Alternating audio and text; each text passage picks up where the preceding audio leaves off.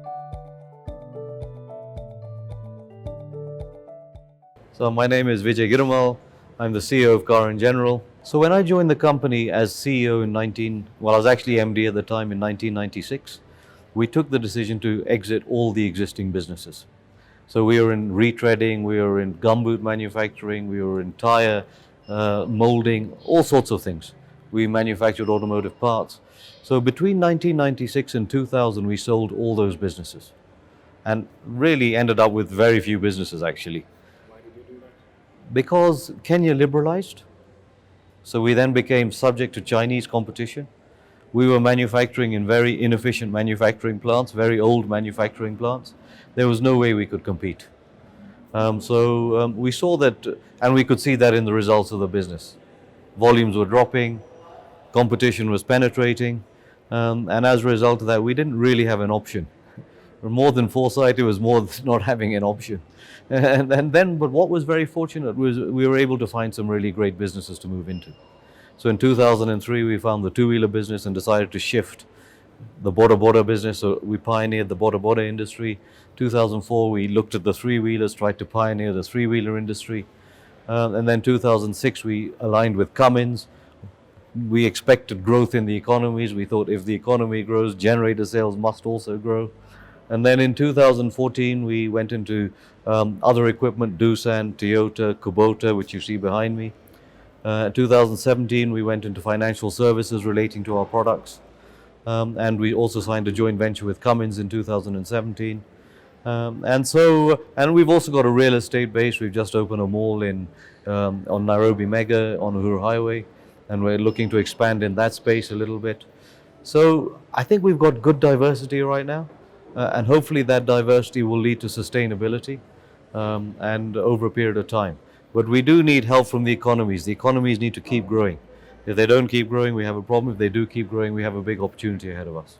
I think our competitive edges, we always try to align with the top players globally, right? And now that makes a big difference because they're always innovating, spending money on R&D. So if you look at TVS, you look at Piaggio, you look at Toyota, you look at Cummins, they're leaders in their global industries. So we always felt that if we aligned with them, we would always have a very good proposition to tell the market. And as a result, I think that strategy has been quite successful. And that's why we feel that we're well positioned. We've got the right partners behind us. We're an employer that tries to do right by our employees as well. Our employees must imbibe our core values. Then that's the number one thing. If someone's going to work for CNG, they must imbibe those core values. And then what we offer is the opportunity to grow. We have a philosophy that basically promotes from within, creates opportunities from within, mentors and trains people from within. So if you look at since say 20 years, how many external recruits have we done for a senior management position? And I think you'll be able to count them on one hand. We try and promote all our employees from within to take senior management positions. That is a mantra within this business. And we've been very successful doing that. And I'm very proud of that actually, because at the end of the day, we've taken employees from a certain level to the top level. And that's been a really great sense of achievement. We're not a family business per se, we're a public business. We're listed on the Nairobi Stock Exchange. And I think when we look at the management in the past, we've had slip-ups for sure. We've nearly fallen over several times. But we've always been rescued by good managers, and now increasingly we're being made more sustainable by good governance. And that means having a really proactive board, so having a board that starts this process and ensuring governance throughout our organization is a very big priority. Making sure that we're properly governed in terms of strategy, in terms of risk and compliance, in terms of culture, in terms of succession. Those are key things. If we slip up on any of those, we're going to fall over. So investing more and more in good governance of our entire business, starting right from the top, from the chairman downwards, is a very critical plank of sustainability for us. So going forward, we feel quite confident that we should create that culture. We will create that culture that will make us sustainable for another 85 years. Number one is we have to be number one or two in all our markets, right? That's a very critical thing. In order to do that, we must make customers smile. We must have an organization that operates on integrity, and we must have an organization that really lives our values, right? So if you're really, and we can do that in any business. We don't have to be in motorbikes, we don't have to be in tractors.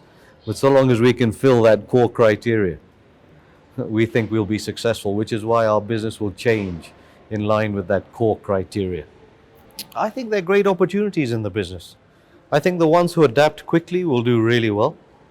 So I think right now it's about being nimble and adapting and embracing. I think there's an ability to embrace this new technology. I mean, today we're holding a course, we have 35 people on it, a mentorship course, and they're all over the country. That's what new technology allows you to do. So what I see with this is it provides an amazing opportunity to keep improving ourselves. We can communicate better, we can educate ourselves better, we can stay informed better, and those kind of things are going to be really monumental in driving us going forward. So right now we sort of do a reasonable amount in our societies with eye clinics, water pans, the training, a lot of training. We've trained over thousands of mechanics, in order that they can sort of participate in our overall business.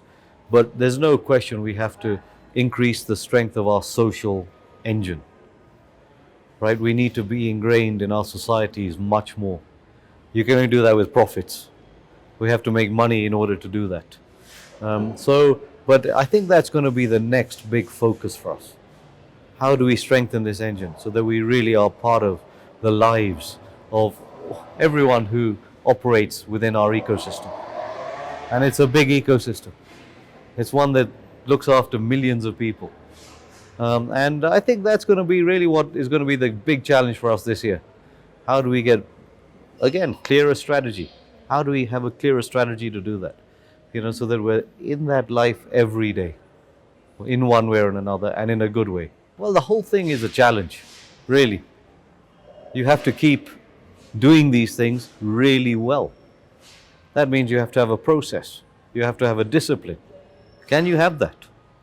How many organizations genuinely have that? And from a macro perspective, the challenge has been that we're not growing fast enough. When I look at these products, look at our Toyota forklifts. The total market size for Toyota forklifts in Kenya is 220 units. In South Africa, the total market size for forklifts is 9,000 units. If you compare that to America, it's 38,000 units a year. That's what macroeconomics do for you.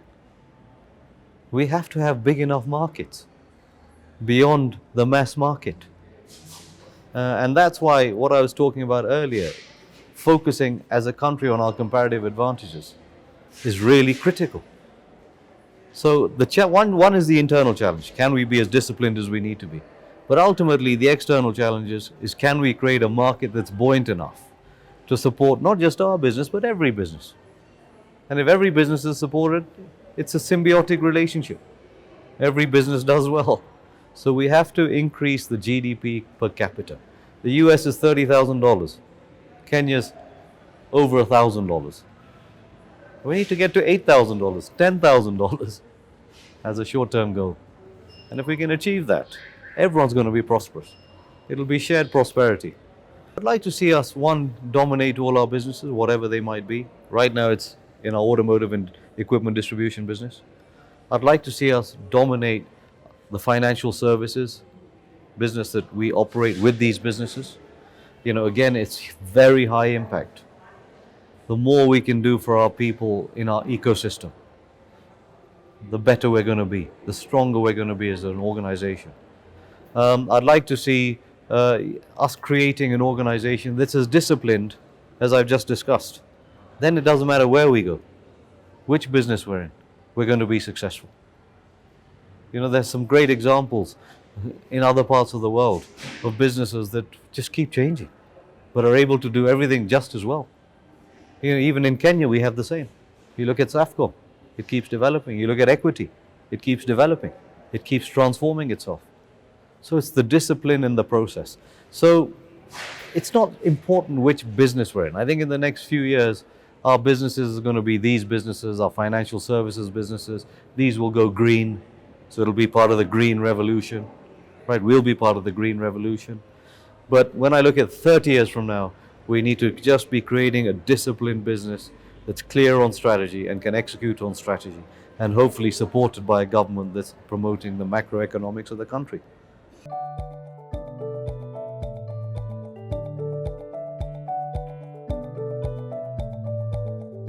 So these are our Kubota tractors. These are from Japan. One of the leaders in the world. Between John Deere and Kubota, they're number 1 and 2 in the world. And they are amazing Japanese technology. And it really tells me why Japanese are the forefront of engineering, because you never have anything go wrong with these products. They're very efficient. Then of course,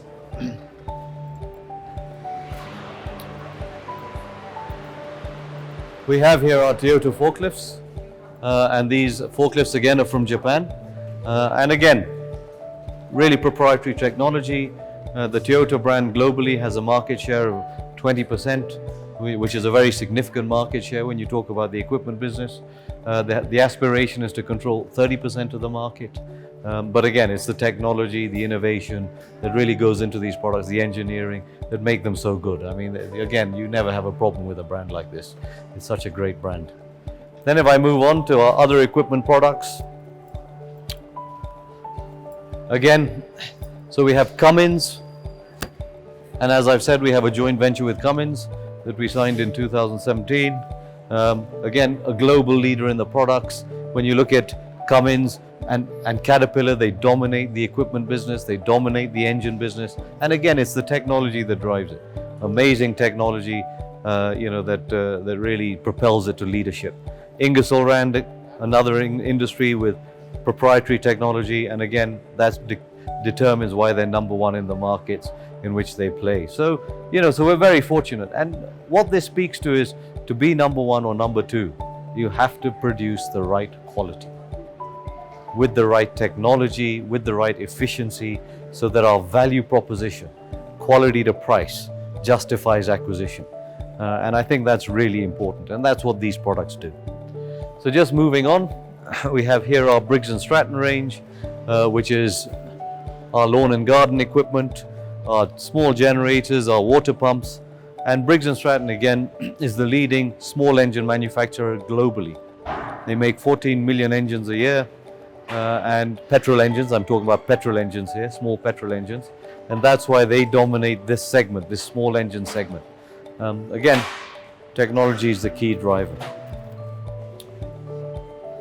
And then if I keep moving on to now we move, so that's our equipment business. This is now our consumer business. And here we have our three-wheeler, which is the Piaggio three-wheeler. This is a diesel version. We also have a petrol version. We're now testing an electric version, and we think that is going to be the future. And again, global leadership, and global leadership has translated into local leadership. And obviously, this is a mainstay for so many people in Kenya. One, efficiency of transport. You can get to the last mile at a cost-effective price. People used to walk this last mile, cycle this last mile, but now people are taking a three-wheeler on this last mile. It's very useful for ladies. It's comfortable. You don't have to straddle a bike, and you don't have to walk, and they can carry everything with it. It's easy to carry, safe to carry, and a very safe product that has really found a niche in East Africa. It's very strong in East Africa. And so that's the diesel version. We also have the petrol versions. So this is the petrol version, which is what the Ape City is. All that's different is the engine.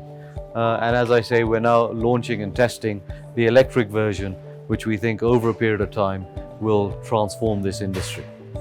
So we carry on moving on. We now move into our motorcycle showroom. Hi, how are you? And our motorcycle showroom is really in partnership with our partner TVS. And this really caters to, one, the border trade, and two, the corporate trade. So all the deliveries are done for the corporate trade. The big market in Kenya obviously is the border trade, which currently is one of Kenya's biggest industries. It employs millions of people. We think it employs in excess of 4 million people, and it generates a huge amount per day, and we think it generates about 700 to 800 million shillings a day in terms of revenue. So very significant. We have a responsibility to millions of customers, and we do 8 rides a day. One of these bikes will do 8 rides a day.